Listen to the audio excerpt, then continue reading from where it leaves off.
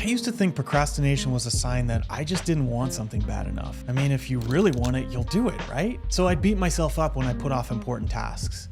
You let yourself down. You're better than this. Come on, Jay, get your together. But the one I would say most often was, you did it again. All right, let's start over again on Monday. And a quote from one of my favorite books, Tiny Habits, reads, "You change best by feeling good, not by feeling bad." So I went on a search to find a system to beat procrastination without beating myself up. And what I found changed my life forever. Once I discovered this system, I got more done, my business made more money, and I felt less stress about all of the things that I'd been avoiding. But first, let me tell you about something that I had put off for almost 10 years. My dad was a guitar collector and an amateur player, and watching him one day, I said, I'd love to learn how to do that. So he gave me an electric guitar for my birthday one year to try on my own. It's probably because he didn't want me touching his guitars. He suggested either finding some lessons online or getting a local instructor to show me the basics. I'll get right on it, I told him, but that was kind of a busy week at work, so I forgot about it. And then the next week I was going out of town, so I forgot again. The following week, I found that birthday card on my desk and I thought, yeah, I should probably do this. I'll figure it out next week. And then I put the card on my shelf. Week after week, I kept saying, I'll do this next week, until the guitar ended up in my garage, untouched, for 10 years. I was cleaning out some of my old stuff and I found that abandoned guitar, unused, and I thought to myself, I either have to throw out this expensive guitar or do something about this. But since it had been so long, none of the teachers or the resources my dad mentioned were even in business anymore. So I had to actually Google how to learn guitar to get ideas for what to do. And this led to step one in the system. Step one is break down the task. So you're just gonna grab a piece of paper and write down all of the things required for that task. You're gonna bring it to the smallest chunks that make sense for you. Now this works best for complicated tasks with lots of steps, like write an essay, or create a project plan, or plan a vacation. It also works for tasks that aren't very clear, like eat healthier or start a side hustle. For simple tasks, like make your bed, you probably don't need to write down the steps, especially if you've done it a million times. For learning the guitar, I set a 10-minute timer and wrote down every answer I could think of to the question, what are the best ways to learn how to play guitar? I made a list of things like find a free YouTube lesson, find an online tutor, get a local instructor, ask my dad for help, buy an app or course, take a class at a local college, teach myself, ask a friend, etc., etc. In the end, I had 10 different steps I could take to start learning guitar. Now, once I broke all that down, I reviewed the list and answered the question, what is the one thing on this list that would make the biggest difference? The lowest friction and the cheapest would be to find a free online lesson or buy an app to teach me. But I've done things like that in the past, and I never take it seriously enough to actually follow through. Now, I could ask a friend or my dad, but then they wouldn't take it seriously enough to prepare, and it would end up being frustrating for both of us, and I'd probably quit. Community college was too inconvenient, and I probably missed the registration window. The option that would get the best results was to find a local instructor. But even that seems hard, and the friction of finding someone would probably be enough to stop me. So I broke this task down even further into get a list of the best local instructors with reviews and phone numbers. So that was step one. And at the end of the 10 minutes, I had my first action and I even made it easy. But I can still procrastinate on even taking that first action. So I move on to step two in the system. And step two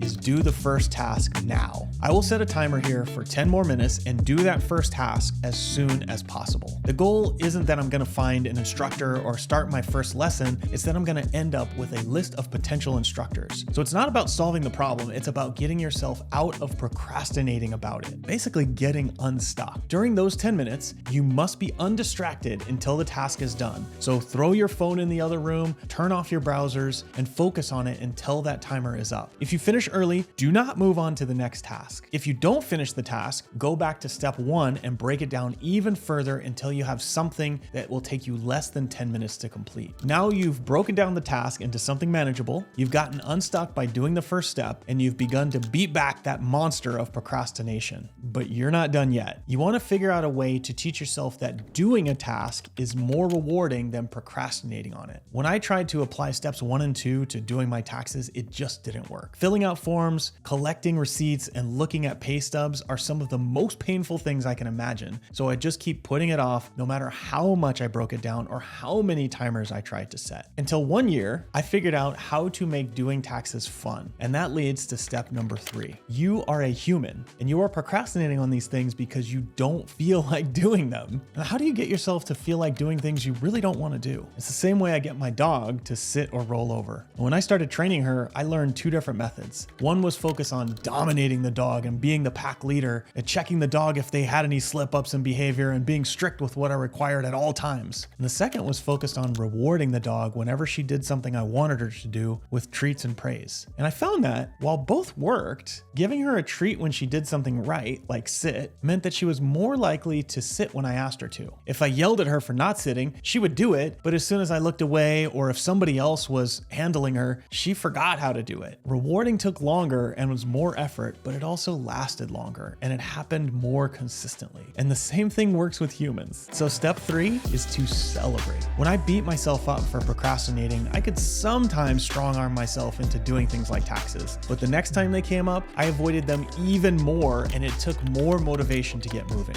But when I started rewarding myself with a little celebration, I found getting myself excited about doing things that I used to procrastinate on. So as soon as my timer is up and I've gotten my list of guitar instructors in the area, I'll take a moment to celebrate what I've done. And it's kind of funny, but here's how I do it. So imagine you're sitting in a chair and you have like a balled up piece of paper and you're looking at the trash bin across the office and you look and you aim and you shoot and it goes straight in. How do you celebrate? I like to do a little fist pump and say, yes! Just that little bit of celebration is enough to give you a shot of dopamine, which makes you feel good. And when you feel good, you are more likely to repeat the activity that made you feel that way. So when I finished pulling that list together, I pumped my fist and I said, yes! It seems silly, I know. But you remember earlier when I told you I used this system to make taxes fun? I actually did this and it worked. I had a stack of forms and a timer, and I gave myself 10 minutes to do each form, which they only took about 5 minutes each. And so each time I would fill out a form, I would pump my fist and I said, yes! And I would put it in the pile next to it that said done. And that little win fired me up to do the next form, which had a lot of the same information, so it would even be easier than the previous one. 2 minutes later, I was saying yes again. Every few minutes, I'd fill out a form, celebrate, and put it in the done pile. I never had my taxes done so quickly, and the rest of the day, I felt a weight lifted off my shoulder, like I had done some noble task, all because I celebrated little wins. I've since found all sorts of ways to celebrate wins. I fill out a journal, move paper clips from one jar to another, or take pictures and post them on Instagram. If I'm with other people, I give them a high five or a fist bump. But that little fist pump and a yes is still my favorite, and it always works for me. You don't believe me? Let's try it right now. Take a second and just pump your fist and say yes.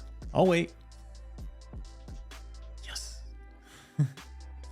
Did you do it? Don't you feel better? It kind of works, right? Now imagine you felt that way every time you did something hard. You'd want to do it again, right? You can only beat procrastination for good when you want to do the hard thing more than you want to avoid it. And the only way you will do that is by celebrating these small wins every time. Eventually your brain will catch on that every time you do something you don't want to do initially, you will get rewarded in the long run and you will stop procrastinating for good. I use this little trick to teach myself how to play guitar. In between my lessons, I did 10 minutes of effort every day with a little celebration at the end, which eventually led me to playing for 30 minutes and then 45 and then an hour per day. Now I'm not a pro, but I know how to play my favorite song, and that is all I wanted to do in the first place. Now, once you've nailed your procrastination, you're going to want to figure out how to stay motivated in the long term. So go check out this video over here and learn a system that can get you to work without motivation. And do me a favor, if you like this video, please consider subscribing. Thanks for watching, and I'll see you in the next one.